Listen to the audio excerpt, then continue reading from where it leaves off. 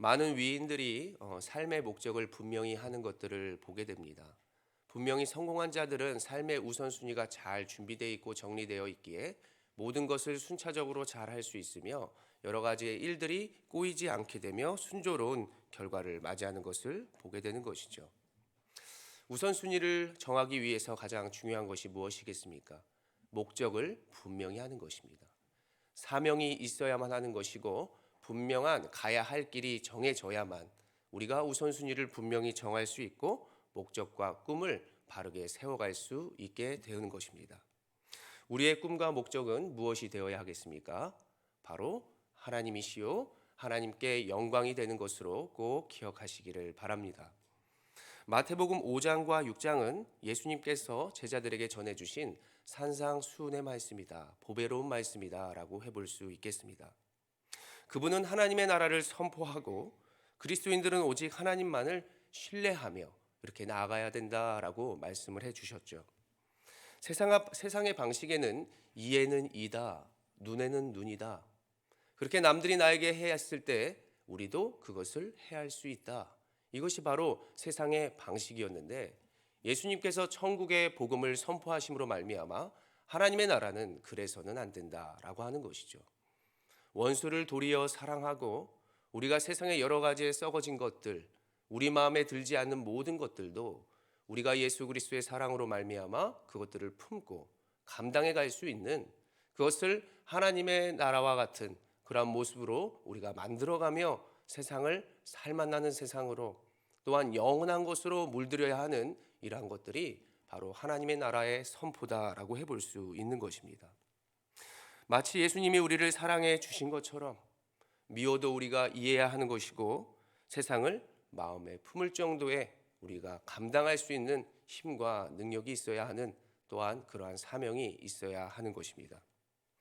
그 당시에 서기관들과 바리새인들은 하나님이 아니라 세상을 의지하였습니다.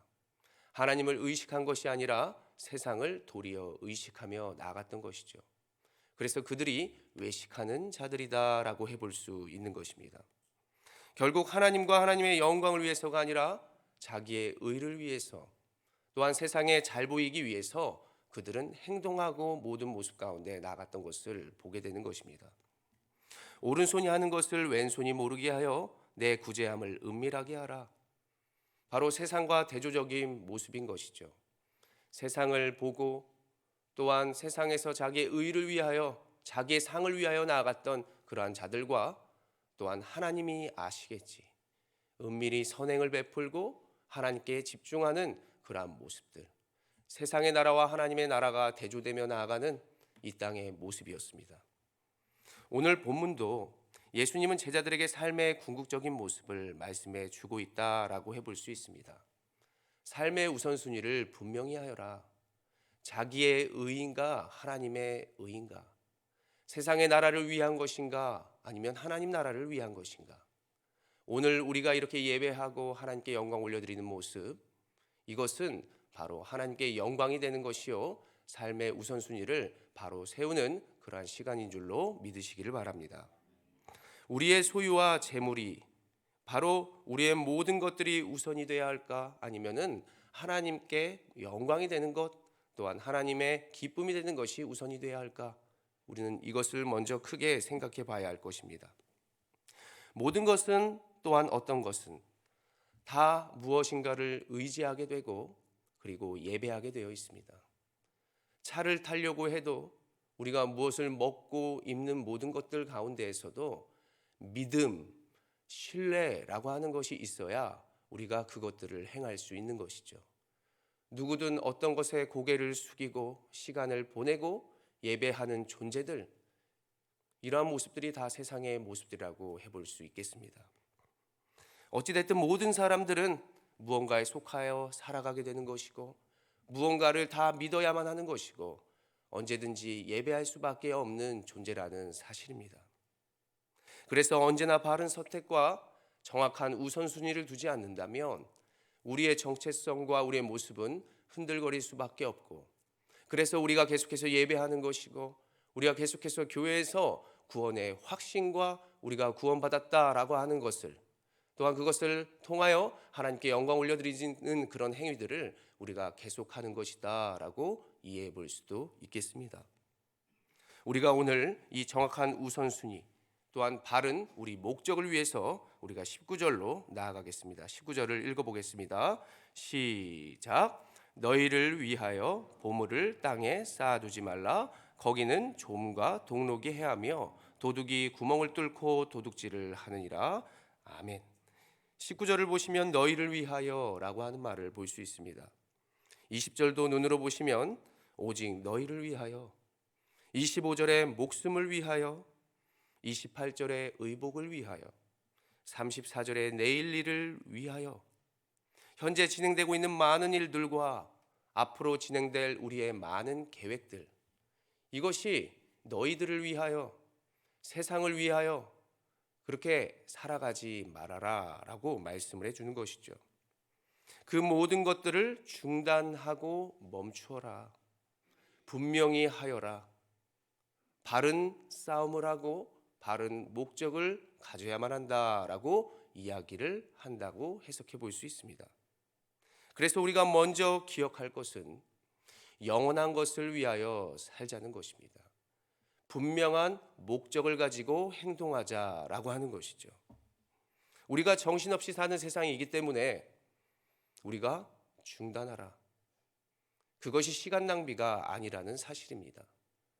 도리어 모래 위에 집을 짓고 헛된 싸움을 하는 것이 아니라 바른 목적과 성취를 위해서 분명한 것을 나에게 세우고 그리고 세상의 것을 도구 삼아 살아갈 수 있게 되는 것. 그것이 바로 오늘 말씀의 핵심이라고 할 수 있습니다. 그 당시 사람들은 소중한 것들 그리고 자신이 가지고 있는 많은 것들을 잘 관리하기 위해서 또한 그들의 보물과 귀한 귀금속들을 그들의 마루 밑에다 숨기거나 그들이 생각하는 땅에 숨겨서 안전하게 하였습니다. 도둑이 그것을 해하지 않도록 누군가 그것을 보지 않도록 하기 위함이었습니다. 오늘은 은행과 같이 우리 생각에는 안전하다라고 여겨지는 것이 있었지만 그 당시에는 그러한 것들이 없어서 땅에 묻어두고 그냥 그것을 사용하지 않고 있었죠. 그런 모습들 가운데에 제한된 모습, 또 나만을 위한 모습, 그것을 하나님께나 어떤 구제하는 일에 쓰지 아니하고 오직 나를 자랑하기 위해서 자기의 상을 위해서 그때만 꺼내서 구제하는 모습으로 그리고 내 만족을 위해서 사용하는 모습으로 갔던 그 당시의 서기관과 바리새인 같은 모습들이 굉장히 많았습니다. 그런데도 그 중에도 자기의 모든 소유를 하나님께 바쳤던 자들도 있었고 또 틈틈이 부족한 믿음이지만 조금씩으로나마 하나님께 올려드리는 그러한 사람들도 있었습니다. 오늘 우리 성도 여러분들께서는 나의 소유와 나의 귀한 것들 하나님의 기쁨을 위하여 사용하여 주시고 제한된 곳에서 그냥 묻어두는 것이 아니라 하나님의 영광과 하나님의 의를 위하여 우리가 사용하는 모든 성도 여러분들이 되시기를 간절히 소망합니다. 이것이 하나님의 뜻을 알게 되고 주님의 역사에 동참하게 되는 것이죠. 마태복음 6장 22절을 계속해서 보겠습니다. 22절입니다. 눈은 몸의 등불이니 그러므로 내 눈이 성하면 온몸이 밝을 것이요. 왜 눈이 몸의 등불이라고 해볼 수 있겠습니까? 눈을 통하여 빛을 보게 되고 우리가 눈이 온전하지 않으면 빛을 올바로 보지 못하기 때문입니다. 신체적인 것만 말하는 것이 아니라 우리가 하나님과의 관계도 이야기해 볼 수 있죠.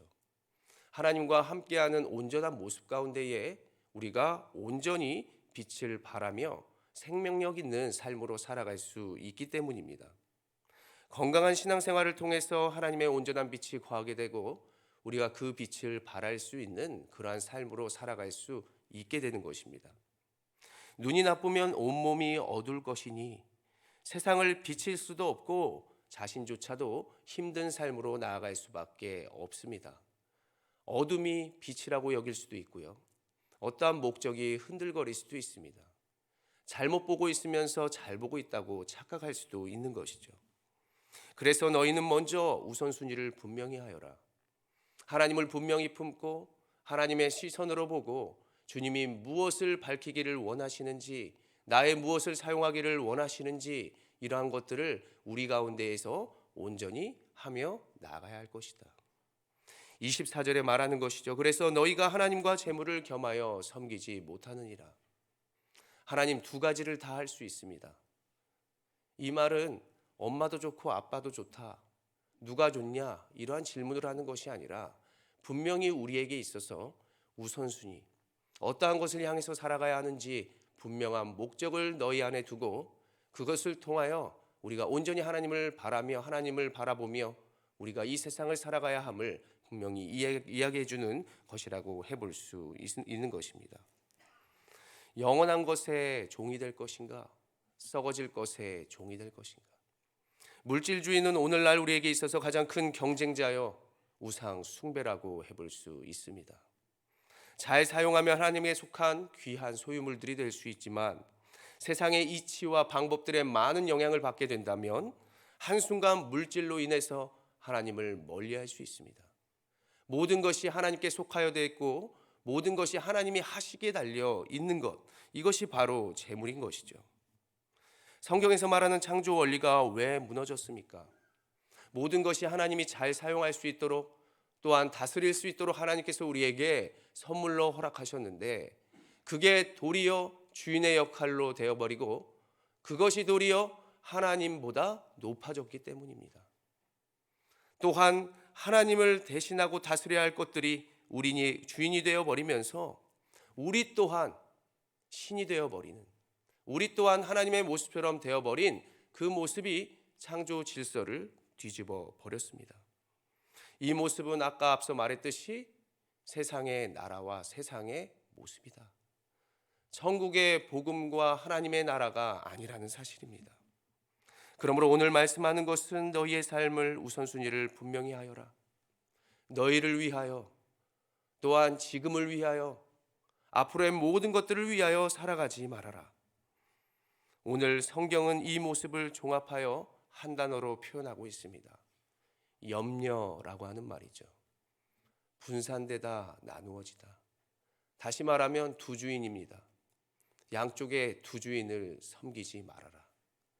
염려라고 하는 말은 우리의 목적이 분산된다는 뜻을 가지고 있습니다. 그래서 오직 하나님만을 위해서, 그 영광만을 위해서 우리가 살아가야 한다라고 성경은 말씀하는 것이죠. 성경은 오늘 이렇게 한마디로 정리해주는 구절이 있습니다. 마태복음 6장 33절인데요. 같이 한번 읽어보겠습니다. 시작. 그런즉 너희는 먼저 그의 나라와 그의 의를 구하라. 그리하면 이 모든 것을 너희에게 더하시리라. 아멘. 우리의 삶에서 하나님만을 첫 번째로 모셔야 한다. 우리의 모든 소유와 필요는 하나님께 맡기고 그분을 위하여 사용해야 한다. 우리의 모든 염려는 우리를 더 피곤하게 하고 오직 하나님만을 바라보며 하나님의 말씀에 순종하는 인생이 반석 위에 나의 모든 계획을 세우는 것이요, 분명히 제한된 우리들의 어떠한 모습보다 하나님의 그 무한하신 모든 것들이 우리의 삶에 더하여지고 하나님께서 일하여 질 수 있도록 우리가 하나님의 영광을 위하여 영원한 것을 향하여 살아가는 우리 온사랑교회 모든 성도 여러분들이 되시기를 간절히 기대하고 소망합니다. 기도합니다.